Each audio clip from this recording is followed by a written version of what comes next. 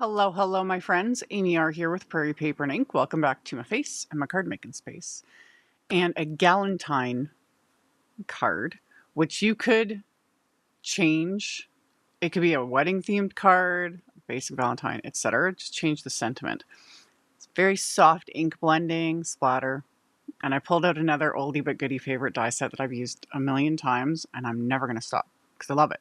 Anyway, everything I used is listed and linked in the description box below the video. My links are affiliate links. That just means that if you click on one of my links and end up placing an order, I do get a little kickback from that at no extra cost to you. That is what helps pay the bills, keeps the lights on, keeps my heaters running, enables me to keep bringing out content. And yeah, let's get into making the card. Okay, so I'm using the Fancy Rose Bouquet 3D embossing folder from Simon Says Stamp. This one technically also comes with wafer dies, like 3 wafer dies to die cut the 3 largest flowers. I don't have them. I think I ended up getting like a random package. However, I probably wouldn't have used them anyway for this. At the bare minimum, I would have used them maybe to like just adhere on top to add to the dimension. But what I did was I embossed a panel of white cardstock, and it was originally A2 sized, and then I trimmed it down after I had embossed it because I plan on framing it with another die cut. And then for my very soft ink blending, I'm using 3 just light shades of ink. This first one is Simon's Positively Saturated Ink in Flax, because they came out with 3 new yellow shades that are more muted yellows. I'm not sure like how to describe them. Like, they're not bright yellows. I just call them more muted, and I'm liking them. I don't know what it is with me and the muted colors lately, but anyway, I started with that shade, and then I'm going to use Melon and Shell. And to keep my ink blending soft, I'm using the Pinkfresh 1-inch blending brushes. These are really nice brushes. I really like them. I especially like them for things like this, where I want a really light application of ink. You can like go a little heavier, just apply more ink and apply a little more pressure.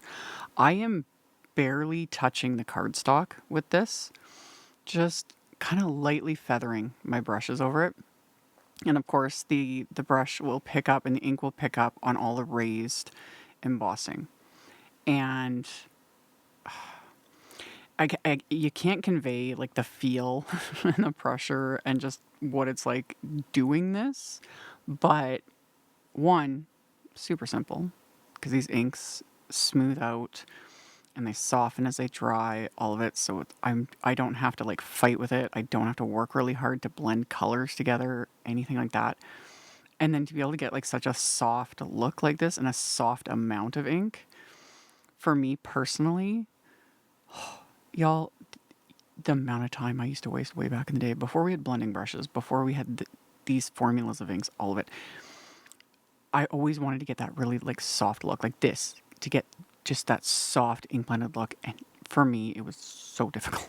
Like trying to use blending foams and a lighter hand and just all of it. Just so much struggle, okay? I struggled a lot. I went through many trials. But yeah, this was so simple. And then I did go back, kind of worked my way back through the colors there.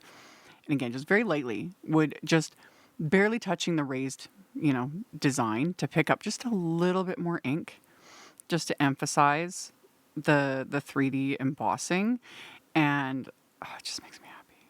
This was so simple. These inks, chef's kiss, the colors, blending, all of it. And I put this in my spot box. I was gonna splatter. I'm still gonna splatter, but I stopped. I'm going to add this to my actual card base first, because I decided I wanted the splatter not just on this background, but like on the card itself. So we will come back to the splatter in a second. What I did was I die cut some like peachy color cardstock. This is, I think, Concord 9th grapefruit cardstock, I'm pretty sure. And I die cut it with one of the A2 scalloped rectangle wafer dies. And then I adhered my embossed and ink blended background to it with some foam tape, just to give it dimension. I decided to make my card base that same like grapefruit shade. So it's a top folding A2 note card, so 4 1/4 by 5.5 inches. And then before adhering the card front to it, I just cut down, this is what I call like trash cardstock. I have, random cardstock in my stash that's pretty heavyweight, but I hate it. It's cheap cardstock. Ink doesn't blend on it nicely. It doesn't stamp nicely. Like it's what I call, it's garbage. It's just not nice. It doesn't look nice. Trust me, I've tried, but I'm not going to get rid of it. So I use it for things like that, like to add dimension, in lieu of like foam tape. So I wanted just a smidge of extra dimension between the scallop layer and the card base. So I adhered a piece of that cardstock to it. And it's one of those little subtle things, but it gives it just a little extra something. So once I've got everything adhered to my card base, now I'm going to add splatter. So I started with the Pawsitively Perfect Splatter Medium in white, which I stirred up really well. This stuff you need to stir up all those pigments settle to the bottom. It's especially noticeable with the white. It is with all of them, but the white, if you don't stir it up in any way, all that pigment sitting on the bottom and you're not really going to see anything. It's going to look icky. So I did the white splatter, and then I'm adding black, but just a little bit of black splatter. And the same thing, this stuff needs to be stirred up. It doesn't look like it at all because it's so heavily pigmented, but same thing. The pigment settles to the bottom of the jar. So I stir it up really well with this much lighter hand because I want just a little bit. For me, this was all a big practice in lightening up because I like to throw on everything but the kitchen sink and heavy-handed and layers and 15 types of you guys know. Y'all know. But just a little bit of black splatter. And then I cleaned everything off really well because that stuff, like I said, it's pigmented. It stains everything in sight.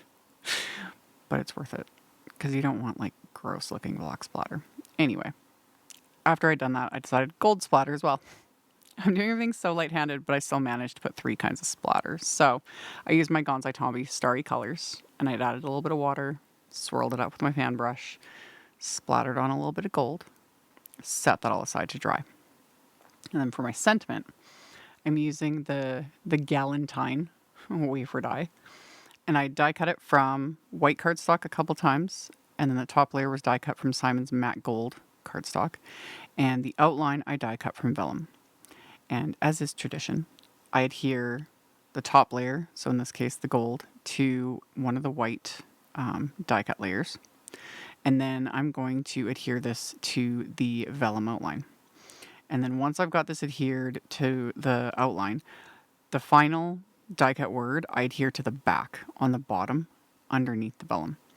And the reason I do that is it makes it so much easier to adhere because glue shows through Vellum. Doesn't matter what any product says, glue shows through Vellum.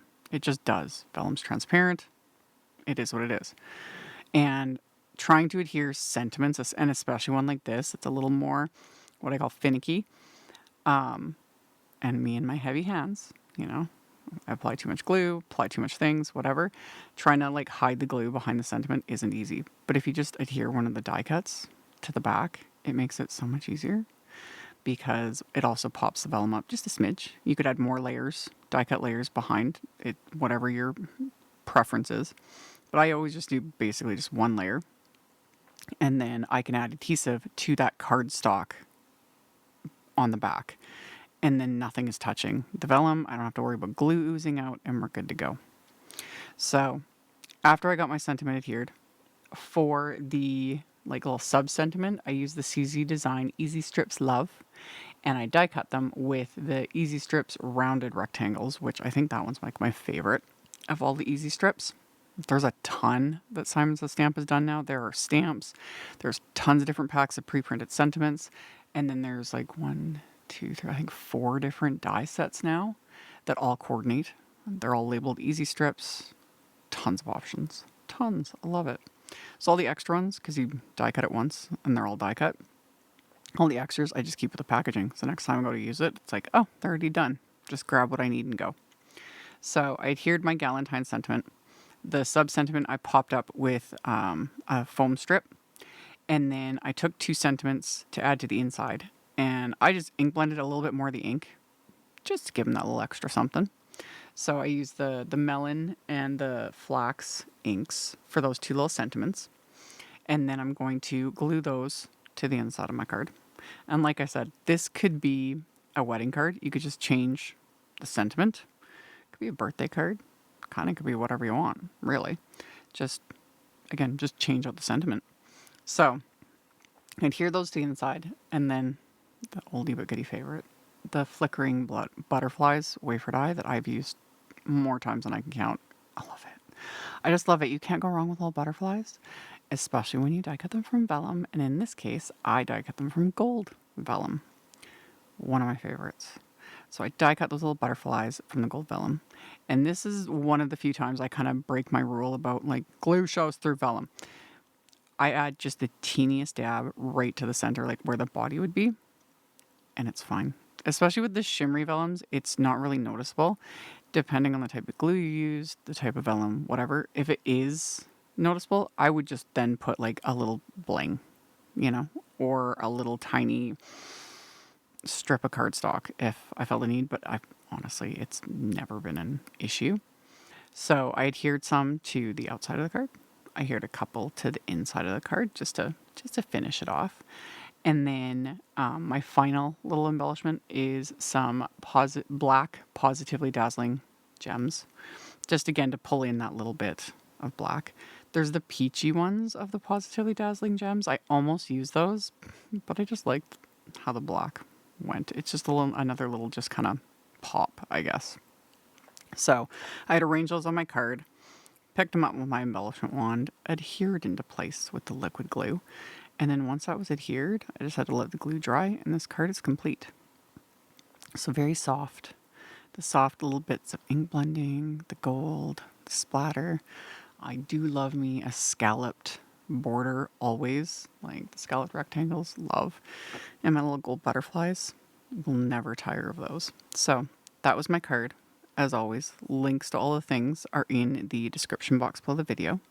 Thank you all so very much for hanging out with me, for thumbs upping and commenting. It helps a ton, and I really appreciate it.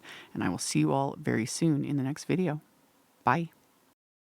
Thank you so much to my amazing Patreon supporters. For anyone that might be interested in joining my Patreon community and supporting me, the link to my Patreon is in the description box below the video. For everyone else, as always, thank you all so much for taking the time to watch my videos, for thumbs upping, commenting, subscribe if you haven't, I'd love to have you. And here's a couple other videos for you to check out in case you missed them.